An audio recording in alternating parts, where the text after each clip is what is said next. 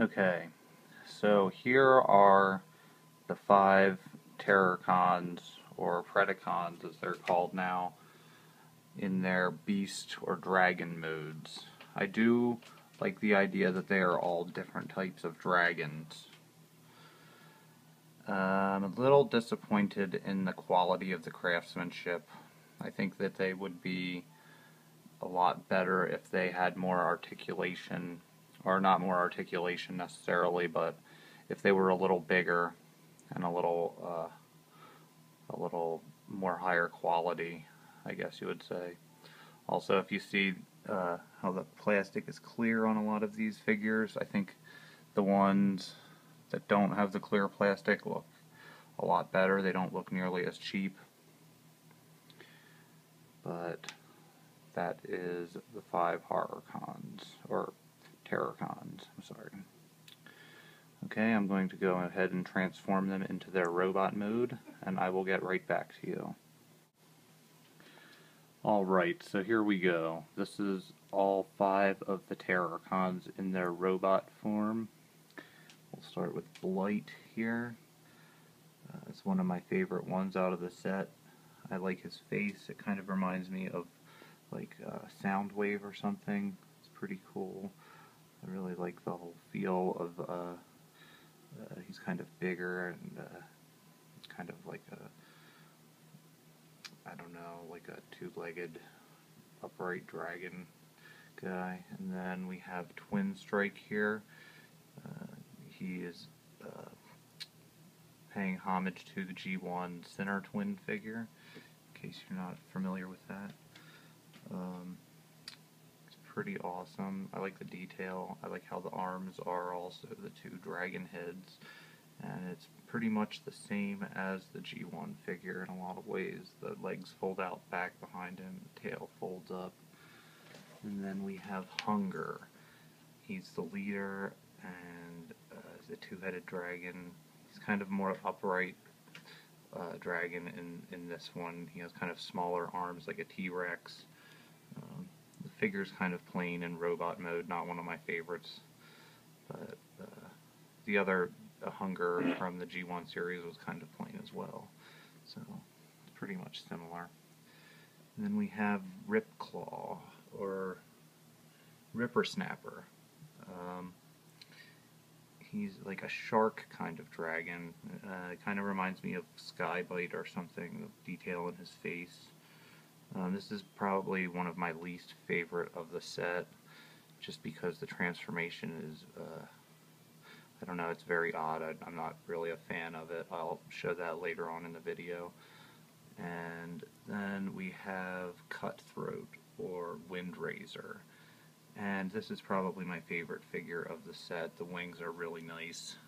See if I can do this here. They're very small and delicate, but kind of have this neat opening and closing action going on with the wing.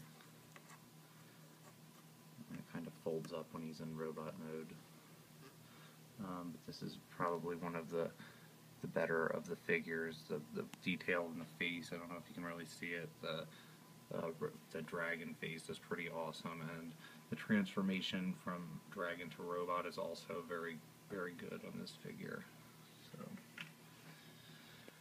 okay, now I'm going to transform all of them into Abomminus, and we will see a comparison between Abomminus and the G1 series and the Predacon Beast Hunters Abomminus. Okay, here is the final product of Abomminus. This is as best as I could get him displayed. It's kind of flimsy. Since all of these are about Legends class size figures, that's why I was saying I think that it would be a very cool figure if they did it on a larger scale, on a little higher quality.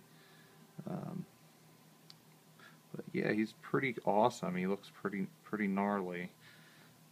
He stands up pretty well. He has this really cool weapon here. I couldn't really get his shoulders to look even and still hold a pose, but I don't know. got some really cool movement going on, like if you you can bend Twin Strike's heads to the side to kind of give him kind of a more angular look, more organic flowing look, and Cutthroat over here, or Windraiser, he has these really cool wings that make a nice shield. Feel the detail in Hunger really pays homage to the G1 Hunger and the G1 Abominus figure. Both the feet work really well. Like I said, they're a little bit flimsy, but there is some really awesome light piping going on in the head of Abomminus. If you notice, it has a bigger head. It does flip around. It has two sides. But yeah, that's pretty much it. I brought a G1 Abominus for size comparison, just to give you an idea. The scale of this thing is about half the size. My G1 Abominus is missing the fists, but yeah, I'd say it is a pretty awesome figure, and it pays a very close homage to the G1 figures in a lot of ways. I guess you're never going to beat the original, in my opinion, but yeah, it's still pretty radical. So, yeah, I would definitely recommend it. It was only $25 at Target, like I said, and it was a lot of fun to play with. I wish it was a little bigger. I was going to try to show you how the transformations work, but I think it'll be a little too tedious and time-consuming, considering they fall apart with the ball joints and everything, and the heads fall off sometimes. So I think we'll just let him there for now. This is my first video review, so hopefully you enjoyed it, and hopefully I will keep making more of them. Enjoy your G1 or your Transformers Beast Hunters Abominus.